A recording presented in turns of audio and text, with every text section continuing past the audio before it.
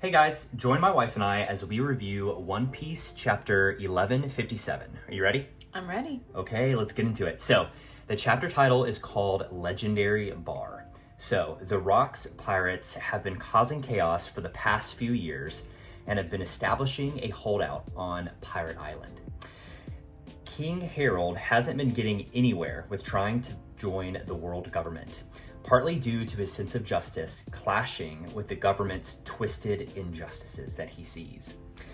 He shaves his head in a symbolic act, but as Rocks says in one of his visits to Elbaf, "Harold, it's just pointless. Just join me, you and all of Elbaf."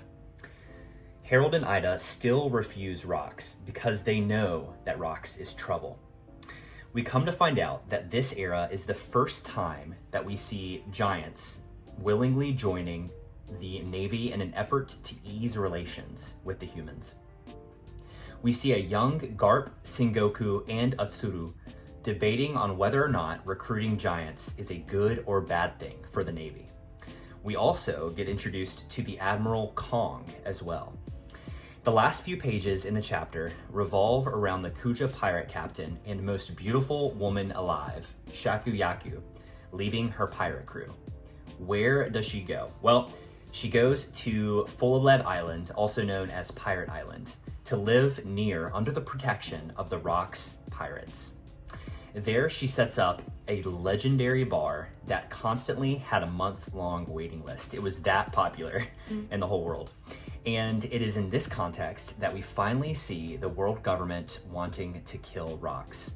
But why now, all of a sudden, when he's been acting up and doing all these things over the past few years? Well, in a direct message to King Harold of Elbaf from the elders themselves, "Harold, if you want to join the world government, you must kill Rocks." So, thoughts on what happened? Interesting. It wasn't like too action packed, right? It was mostly just like more world building and learning about people and their personalities.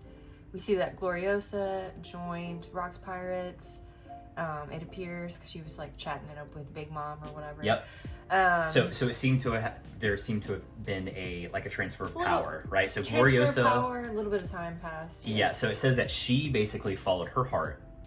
So she actually found a man that she wanted to pursue. That obviously was not Roger, because Roger didn't want her. He was like, "No, Right, I just have eyes for Shaku." Yeah. Right? So I wonder who she was pursuing. I mean, more than likely, who do you think it was? I mean, If she joined the Rocks Pirates, probably Whitebeard or Rocks. I think maybe Rocks. Yeah. I think as insane that is, I think Kaido was a little bit on the younger side of this one too, so probably not Kaido. Yeah, definitely not Kaido. And so in the beginning, we see the Rocks Pirates doing a bunch of misdeeds, stealing, but almost kind of like Robin Hood misdeeds, where it's like they were stealing in this case, in that one case. In the beginning, yeah, they were stealing from these grifters who were acting like they were running a charity. But they weren't. Like, oh, they caught onto our grift. Right. Yeah. And so they basically were trying to leave before the Navy got there. And Shiki basically, instead of helping save Whitebeard and Kaido, who are like a floor beneath them, throws bombs down there. I don't know what that was. They're just crazy. Well, they're crazy, and it shows that they don't really like each other. They're all kind of just chaotic beings, knocking against each other and pushing each other over. Yep. Yeah. Exactly. But so obviously nothing happens to them because Whitebeard, he basically uses his devil fruit, and he's like, flip this over. We'll take care of this. So this is like the first confirmed usage of his devil fruit in the manga, like in terms of like the first time he uses it. And you see Kaido being like, "Man, I want one of those fruits," and Whitebeard's kind of like, "Hey, pick a good one. Yep. Like it's gonna be with you for your life. That's just right. Wait." That's right. So at this point in time, it's confirmed Whitebeard had the fruit. So I wonder who and Kaido else. Doesn't, yeah. And Kaido doesn't, yes. We know Big Mom has her fruit because we keep on seeing the cloud guy. It's not Zeus, or is it Zeus? No, it is Zeus. Yeah. Cloud guy and her little minionettes. Yes. Things that she has. Yeah. Exactly. So both of them, Newgate and Big Mom, have devil fruits. Kaido not yet. So we'll see. I wonder if Shiki even has his. So, anyways, or actually, I think I remember seeing him like in the air at one point, which I think he has like a gravity fruit. I'm not 100% sure. I'm not sure either. So anyways, but yeah, so that's cool. And then we see the Navy come, and then Rox decides to fight against them. So this is, like a normal day for the Rox pirates, essentially. And then we go over to Harold, who is still trying to win the world government on his side to allow them to join the world government, the giants in Elbaf. But then we see him interact with the Navy ship that's pillaging somehow in some way the neighboring countries that helped them during their famine. Yep. And he's like, I can't stand by and just let them be taken hostage or whatever. Right. So the world government seems to have been taking them into slavery, basically, or something. And then something like that. Post a propaganda article in the World Journal, like saying that Harold's the bad guy. He shows his true colors or whatever. Yeah. So it's like Harold's trying to do the right thing. He's trying to join the world government, but it just he tries to do the right thing, one step forward, 3 steps back, right? And so what he does is he shaves his head in like kind of like a symbolic gesture of like, I'm a different man. I'm a new, we're not our warring tribe. We are a new Elbaf, right? And we know that he's eventually going to chop off his horns, right? So he hasn't done that yet in this chapter, but it will likely be, sometime soon in the next few chapters, I bet. So Rox is there. Apparently he visits there frequently, trying to, Seems convince. like sort of friends. They're acquaintances. In the way that they can be friends, they are. Right. Harold doesn't trust Rox. He also doesn't like what Rox does. Right. Because Rox is not a good guy. No. He hates the world government. And he sees some value. I would say he seems better when it comes to seeing that everyone's on the same playing field, right? Right. Except for maybe himself. Right. But he's not a good guy, right? As established. But you're right. And so he keeps on calling Harold, my friend, join me. The world government is not going to accept you. And then he asks Ida, convince Harold that he needs to join me. And she's like, I think Harold needs better friends. So it's kind of funny. Mom says, get new friends. Right. And then the scene switches, right, to the Navy cafeteria, which, we see a lot of Garp at the Navy cafeteria. And eating, him, Atsuro, eating a lot of food. And Sengoku, who are all vice admirals at this point, are debating and talking about what we just learned with Harold and Rox's scene, that there are solo giants who are basically of their own accord joining the Navy, right? And so the Navy has accepted them. It's like a mixed opinion of, is it good or is it bad? Or right. Yeah. I think Sengoku was saying it's going to bring danger to it'll bring danger to the humans that they're stationed with, because what happens if they roll over in bed and crush a human, else. And Garp was saying, no, we need strength in the Navy. I say, let them join. Yeah, right? Garp just wants the power behind. Behind the Navy. And we also, it's kind of interesting, we get an acknowledgement by Rox that he understands that Garp hates the world government and hates the celestial dragons, right? But he's still for the overarching cause of the Navy, which is to help those who need help, right? That's right. Yes. So he understands that the organization as a whole can still be good, right? And valuable. Absolutely. So interesting. And then we get kind of the main plot of the chapter, if you will. Sort of, yeah. With the Kuja pirate captain, who is Shakuyaku here.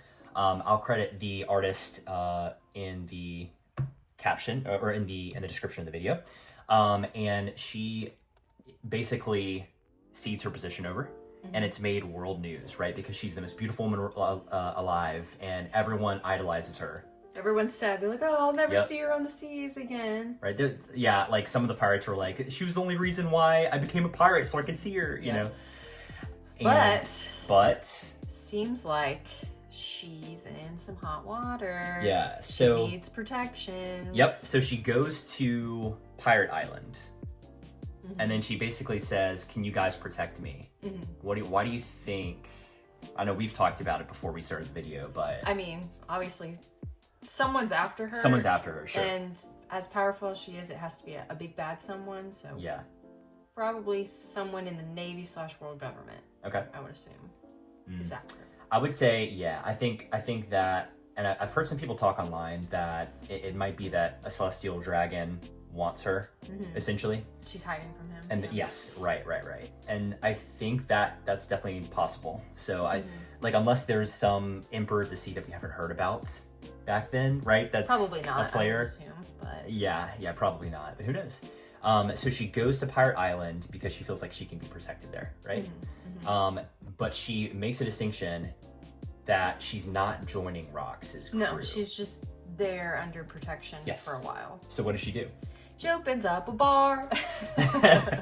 And yes, so she opens up her bar as a business and it basically stays there for, we'll see, until the next chapter or two when things happen. Which is so funny. She's like, oh, I can't open this bottle. And they're all like, I open it for you. Right. So it's like, she's, like she knows that she has everyone under her thumb, basically. But, and of course, all the pirates there love it. So, and even Rox, all of his crew are like smitten. Like, oh, we love her. Except for Whitebeard. Well, no, he still had the little heart. Did he? The little heart sticking out of his chest. Okay. He fell under the waves. Right. So it was funny because we saw, what's her name? The, Stussy, I think. Yeah. Right? Stussy really wants to be Newgate's Whitebeard's girl. That's right. And he's like, I don't even care about you. And so she's like beating him over the head. Like, no, like you're gonna be mine, basically, which I thought was really funny. So confirmed, Stussy indeed had a thing for Whitebeard. So yeah. And okay, and then the last scene we get is once it's confirmed, hey, that she's there. We get a narrator block text that says, and just like when someone has treasure, others desire to steal it. Then it goes to Marijois, to the elders, basically saying, we need to now deal with Rox. Yes. And how are they going to do that? They ask Harold, they say, if you want to join the world government so badly as he does, you have to kill Rox. And that's like the trade-off or the ultimatum that they present. Interesting. So, interesting things. What is Harold going to do? I think he will try to stop Rox, but will he try to kill him? I don't know. I don't think he's gonna kill him, but I think he'll do something against Rox that will shatter whatever type of friendship bond thing they have going on. Do you think that this is when God Valley happens? I don't think so. But maybe it is. I don't remember the year.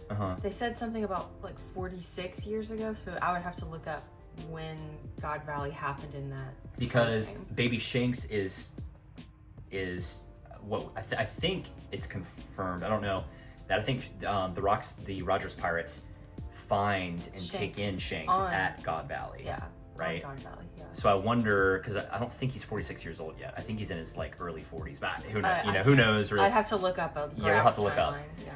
So that'll be interesting. Or is this going to be pre-God Valley? Because, so far, what we know about God Valley is that the giants weren't there. It didn't seem like yeah.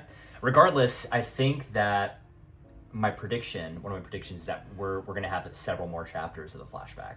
Because this isn't even what happens with Harold. I was going to say, we haven't even gotten to Harold's death day. Yes. Which is years in the future. And all of Loki stuff. This is way before, which obviously Oda's putting this here because it's going to make what happens when Harold dies make sense, I'm assuming. So. Yeah. Okay. Who is your standout character for this chapter?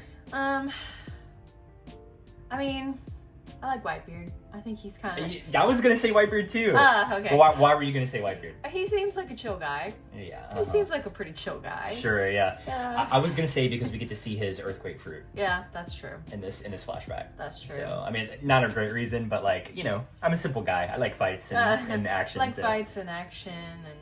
I'll say Shaku, right? Because she realizes her life's in danger somehow. And she goes to the only one who she thinks can protect her successfully, even if he's not a trustworthy guy. So, yeah. Interesting. All right. Yeah. Cool. Any other predictions than what we've already said?